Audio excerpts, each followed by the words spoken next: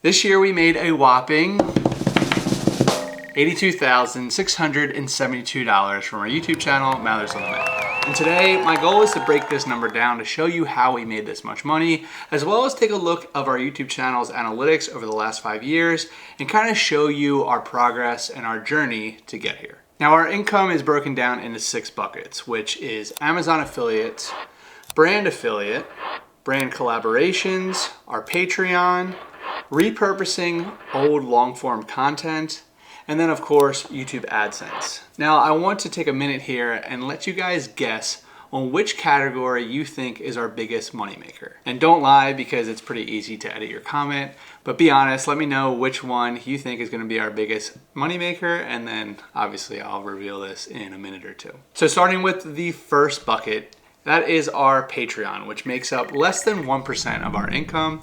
And we have, to make sure I get my numbers right, $615. So Patreon is another way for our audience to further support us and get access to exclusive content, or be the first ones to know about our major updates with our channel, with our lives, or our plans for the future. For example, when our babies were born, or when our babies were born, when we announced we were pregnant, our change of plans from van life to boat life, everything major, Patreon gets updated first, and then from there. But we also have exclusive content on there. I'll be the first to admit that I could do more on Patreon, and that's obviously a reason why it is less than 1% of our income, but it's an area of opportunity for the future. The next income moves over to affiliate income. So starting with 3.62% of our income, we made $2,992 off of Amazon.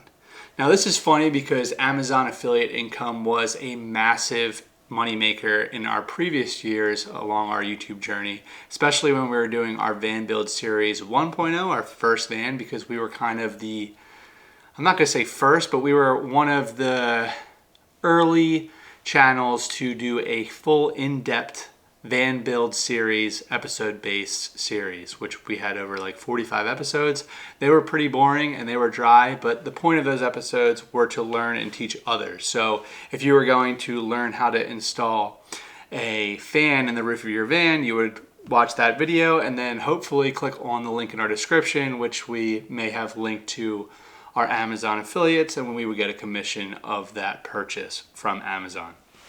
And that's just a way, it's kind of like a win-win. So you as the viewer can learn from our content, and then to give back, you can click our link if you're gonna be purchasing that product and installing it in your van, in this particular case for the van build. But since we're more on the lifestyle travel content now and not really on the build DIY style, that number is obviously much lower than the past and will probably continue to go down unless we have a reason to review a specific product or something like that. So the next bucket is repurposing our old long-form content and distributing it, that's a tongue twister, onto platforms like Facebook and Microsoft Start, where there is a rev share opportunity there. So we made $5,086.71, which makes up 6.15% of our income. And this is really passive. Like, as soon as we have our videos up on YouTube, we partner with a company who takes those videos, slices them up into 3 to 5 minute segments, and puts them on Facebook and Microsoft Start. And then there is a rev share that we have with these partnered companies where they take, like, I don't know the exact percentages, but let's say like 60-40 or 70-30, something like that. And it's a win-win because we don't have to do anything. They just download our videos, slice them up, distribute them over there, and then we both get a percentage of that ad revenue generated. So this is a really, really nice little bonus, I guess, that money that we didn't really expect to make this year, and it just came across us.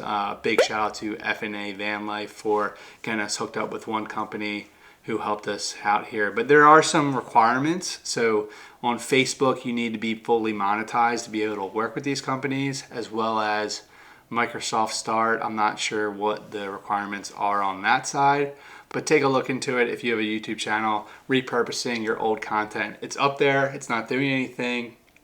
you may as well redistribute it to other audiences at other places. The next bucket goes back to affiliate income, but instead of Amazon, this is brand specific affiliate income. So when we partner with a brand directly, they have their own affiliate program and we publish our links or we promote our affiliate links through them. So this one makes up 19.6% of our income, and we made $16,263. So this is a good bucket and one that we've had a pretty good success over the last 3 years of our channel. And I'm not sure how this will progress in the future as we continue to get in more lifestyle content. I don't know how many products we're going to be promoting, but Boat Life does have a big opportunity to share the products that we'll be using on the boat. We did really good this year thanks to our van life series in Baja. So we shared all the products that we use down there, both in the winter and the summer, as well as products that we use on every trip, like an international eSIM with Holafly. We have a great relationship with them. They've been a partner with us for a while, and we just really enjoy using them. So obviously we're going to share what we use and let you guys know if we have a discount code. It's a win-win for both of us. We get supported, you get a discount code. It's a great thing to have. And the cool thing about brand affiliates is that you don't need to be monetized with your YouTube channels. So you could be making money through brand affiliate incomes, even with a really small channel, which is just great. Okay, the sun just went in, so I had to open up the blinds here. But we have 2 categories left: YouTube AdSense and brand collaboration. So which one do you think is the biggest, the second biggest? It might surprise you, but this year we've made, in the next category, the 5th category here, $23,239.28, making up 28.11% of our income. And that is YouTube AdSense. Believe it or not, brand collaborations is the biggest moneymaker. I'll get into it in a minute. But with YouTube AdSense, it's pretty simple to explain. Basically, the more views you have once you're monetized, which is like 1,000 subscribers and 4,000 watch hours, it's different for shorts. I'm not sure what it is for YouTube shorts. You get monetized, and when YouTube puts ads on your videos, you get a percentage of that ad revenue. And it makes sense because we generated the most views this year compared to any year in the past, and the most watch hours. So as your views go up, so does your YouTube ad revenue.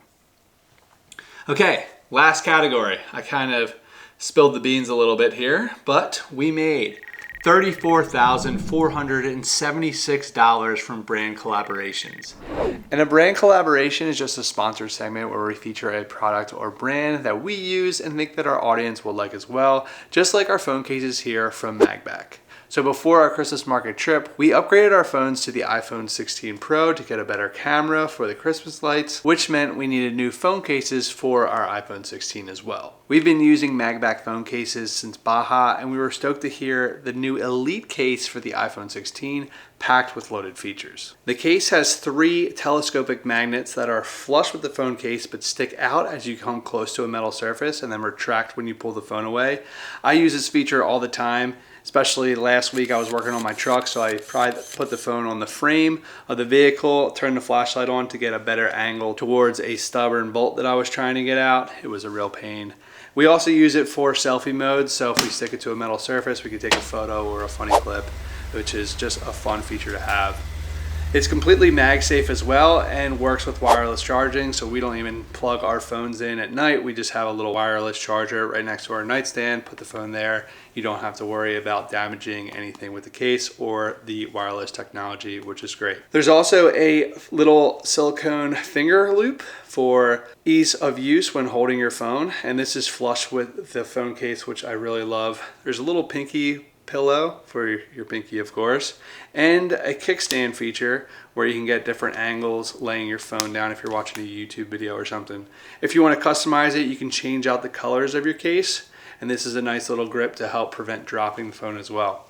We also have the MagBack wallet here, which holds our cards and cash, and it's really strong. It has magnets built in, so it sticks to your phone really well. You don't have to worry about dropping your wallet or losing your phone. It's all a one-stop shop. Taylor loves this, especially since she doesn't have to carry a purse or a bulky wallet anymore, and I love it because I don't have to worry about losing my wallet or forgetting where I put it, because I used to do that all the time.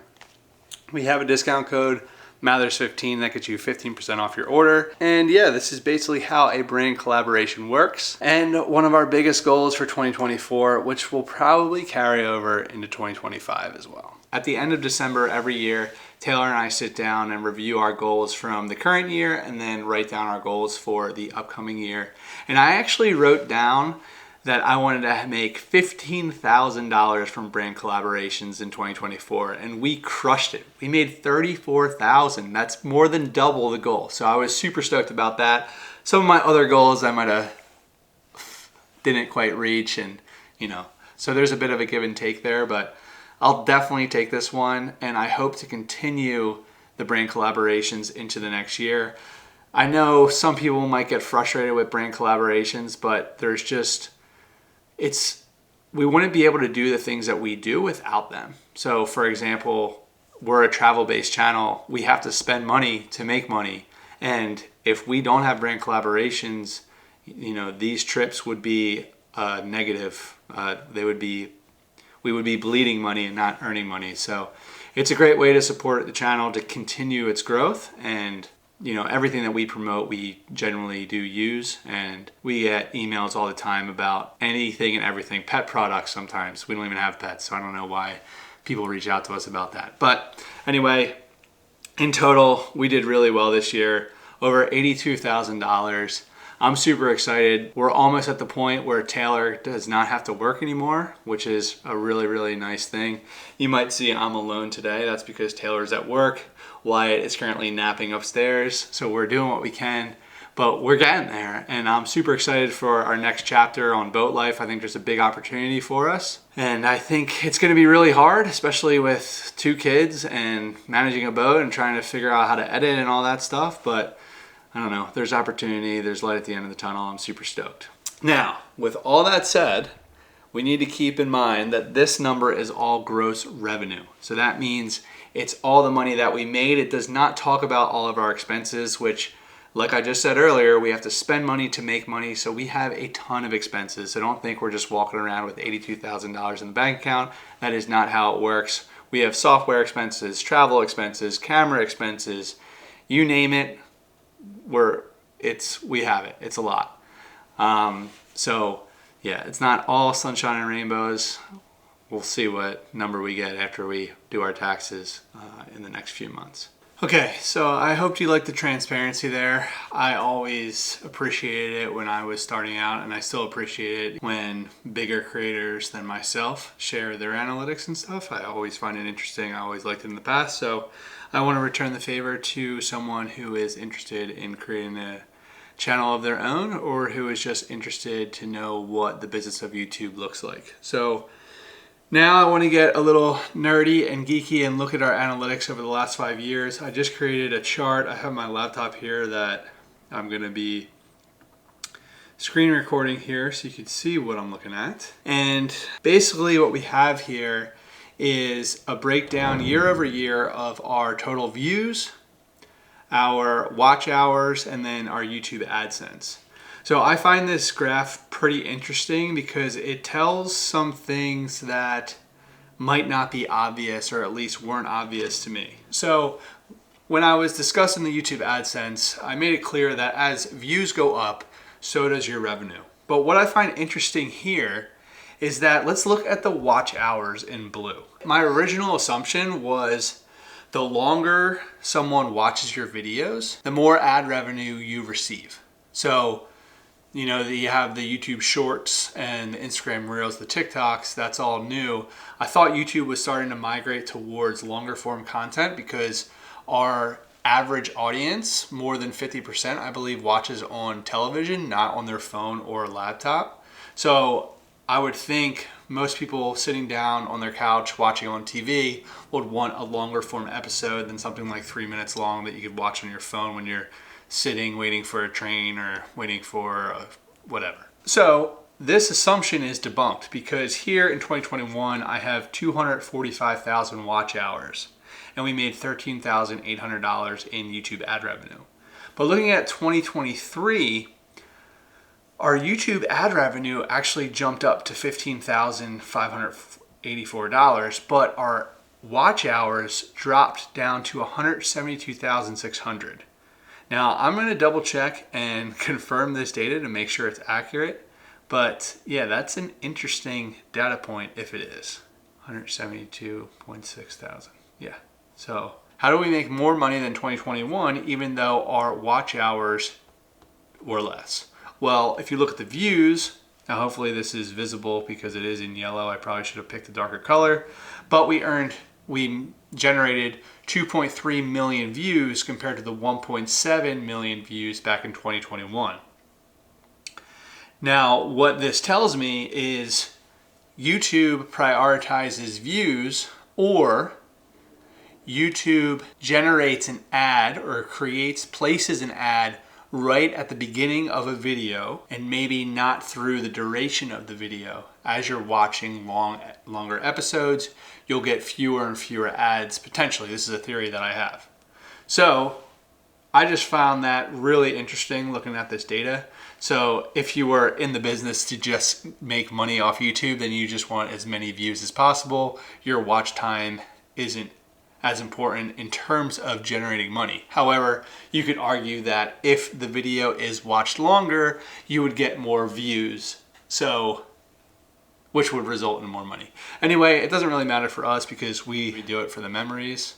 Obviously, the money is important because we want to be able to do it without generating money, but the point is I love what I do and I really do enjoy it. So moving on. So I'm going to jump into channel analytics here and let's go over the breakdown of our videos that perform the best in 2024. So this is our analytics from 2024. Now you might see that our estimated revenue is different than what I said.